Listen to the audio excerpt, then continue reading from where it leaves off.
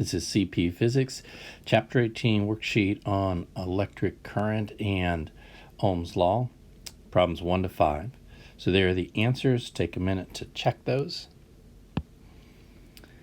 Problem number 1. You have each of those appliances there, and you want to calculate how much charge passes through it in 1 minute.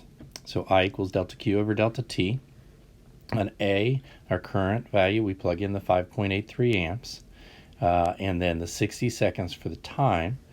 Cross multiply there, so you can think of the 5.83 being over 1. So then 5.83 amps times 60 seconds, that's going to give you 349.8 coulombs of charge.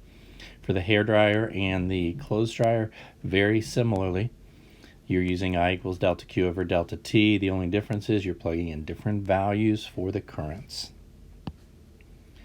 Number 2, dealing with a phone, and you're giving a rating of 2600 milliamp hours. And as we talked about in the video, that is a unit of charge. And so we converted that in part A into our normal units of charge, which are coulombs. So your 2600 milliamp hours, remember both milliamp and hour are on the top, so we need to convert the milliamps into amps. That's milli is 1/1000th. And then we need to convert the hours into seconds. So that's 3600 seconds over 1 hour. So then when we divide by 1000 and multiply by 3600, that's going to give us 9,360 coulombs. Part B, I equals delta Q over delta T. We have that charge we just calculated. And the time is 13 hours and 53 minutes. Down here, I took a little separate calculation to be able to convert that into seconds. 13 hours, that's 13 times 3600 seconds in an hour. 53 minutes, that's 53 times 60 seconds in a minute. Combine those, we get 49,980 seconds. So then we can calculate the current by taking that 9,360 coulombs divided by 49,980 seconds to give 0.19 amps. Part C, from our equation I equals delta Q over delta T, we can multiply the delta T to the other side and get delta Q equals I delta T. That just shortens our algebra a little bit when we plug in numbers. So then 0.19 amps for I and 20 seconds, because that's how long it took to send the text. So multiplying those gives 5.7 coulombs. On the second part, phone call lasting 2 minutes and 37 seconds. So then converting the time into seconds, it's 157 seconds, and then similarly plugging that into delta Q equals I delta T to give 29.83 coulombs. Number 3, you have an iPod and the battery is rated 450 milliamp hours, which I did the conversion for you, 1620 coulombs of charge. And we want to calculate what the currents are for different things for playing music and playing video.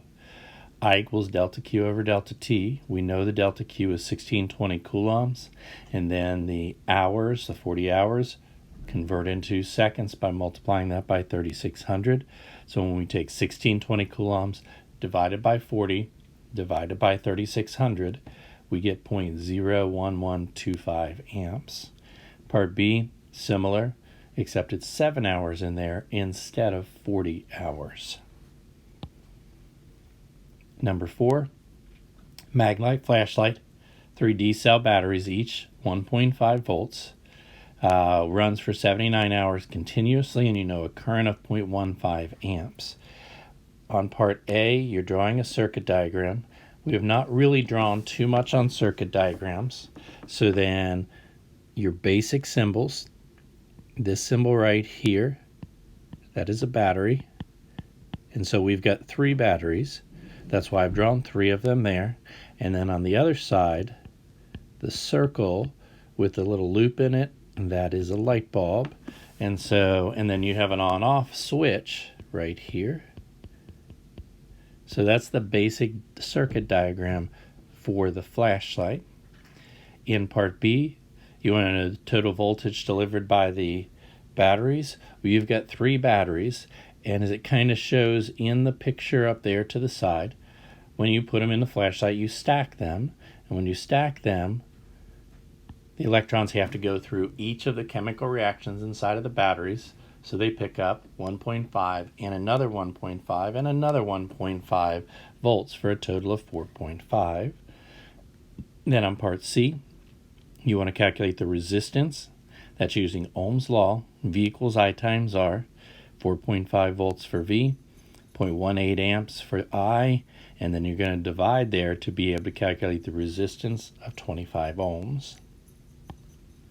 Number 5, hair dryer. You plug it in, so it's 120 volts, and then it draws different currents, whether it's on the high setting or the low setting, and you want to calculate the resistance. This is another application of Ohm's Law. V equals I times R, 120 volts for V. On the high setting, it's 15 amps for I, and then solve for R, we get 8 ohms. Similarly, in part B, when we plug in 10 amps for the low setting, we get a resistance of 12 ohms. So then note, when you're on the high setting, you get more current, but you do that by dialing down the resistance. When you're on the low setting, you get less current, but you do that by dialing up the resistance. So anything that has an ability to change, in this case, high to low heat, okay, anything where, like volume, when you turn the volume up on something, what you're doing is you're dialing the resistance down. When you turn a stove burner up, you're dialing the resistance down. So that's how we adjust brightness, sound level, different things like that. We manipulate the resistance to change the current.